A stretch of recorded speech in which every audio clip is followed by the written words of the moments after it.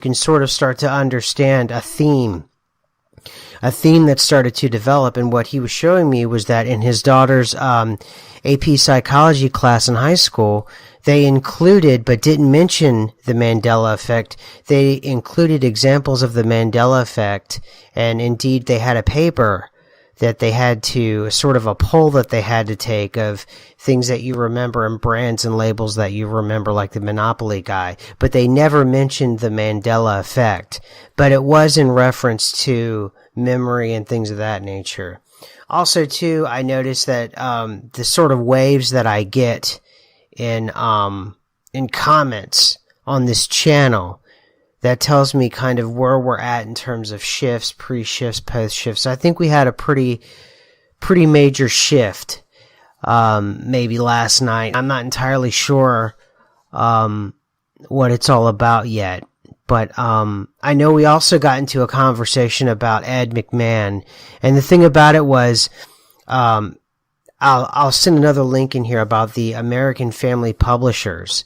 And there was a link about that, and we had a discussion with some of the crew I run with on Twitter. Obviously, Asian Smith and Billy and Chick and a few other people that I hang out with on Twitter, and we got to talking about this. And then later in the day, we found some clips of CNN during Ed McMahon's memorial. They were talking about him working for Publishers Clearinghouse. But one of the things I noticed about this particular video, again, I try to not look at anything around me as very literal anymore.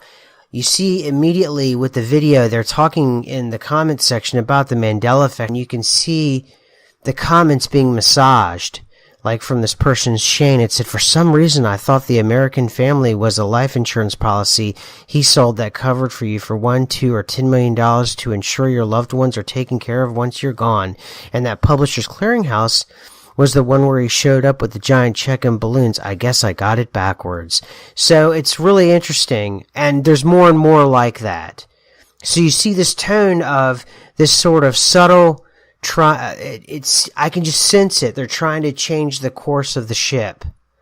You know, always the infamous quote, they're trying to change the course of this thing. But it's too big and it's too real. And like this Vin D, another thanks, this cleared up the mystery, and for anyone who still doesn't believe it, they're just going by mistaken memory.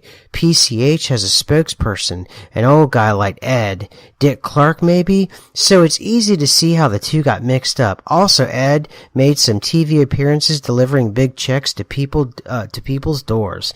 And it's like, you can tell that these are, puppet accounts, and if they're not, these are puppet answers. These are derived answers, and they're so obvious. They're not even very good, you know, that the way in which they were delivered and they were handled.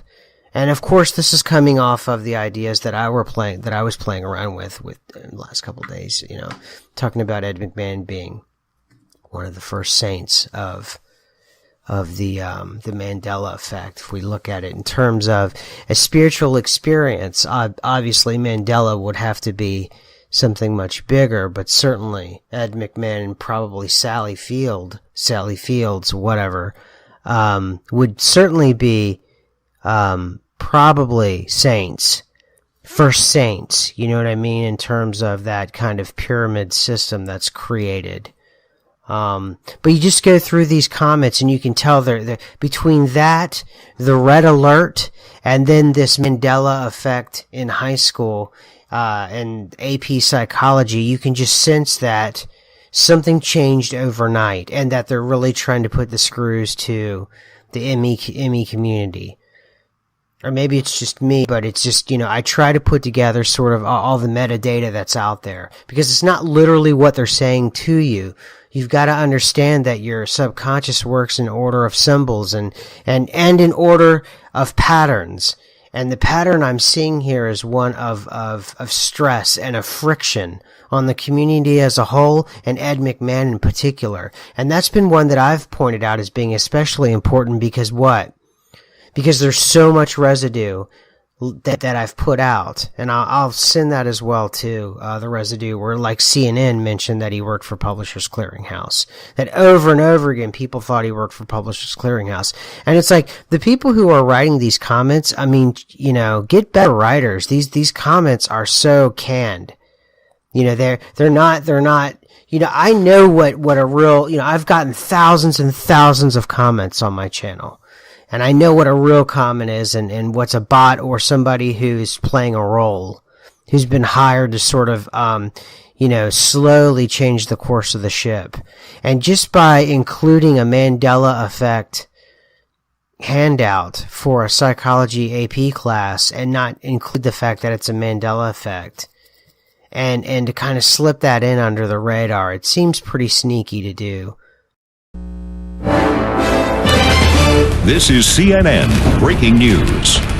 And this breaking news coming to us via NBC. NBC News reported that Hollywood icon Ed McMahon has died. We are working ourselves to confirm this. A longtime sidekick, almost co-host, if you will, at The Tonight Show for so many years with Johnny Carson, leaves behind a huge legacy. He's dead at the age of 86, according to NBC News. Our Brooke Anderson has a look back now at Ed McMahon's storied life. For 30 years, Ed McMahon was a fixture in American households as Johnny Carson's Tonight Show sidekick. In that role, he played announcer and Carson's setup man. I hold in my hand the last envelope. He was a loyal source of laughs and always knew his place. You had to know how to do that, how to be the second banana, to be in when you needed to be, out when you weren't needed. McMahon got his start in radio and in the early 1950s hosted a number of TV shows in Philadelphia. His long association with Carson began in the late 50s, culminating with their final Tonight Show together in 1992. I want to thank the gentleman who shared this stage with me for 30 years, Mr. Ed McMahon. Even before Carson retired, McMahon had branched out with his own ventures, among them hosting Star Search. He served as a pitchman for Publishers Clearinghouse and co-hosted TV's Bloopers and Practical Jokes with Dick Clark. We got a lot of things planned tonight.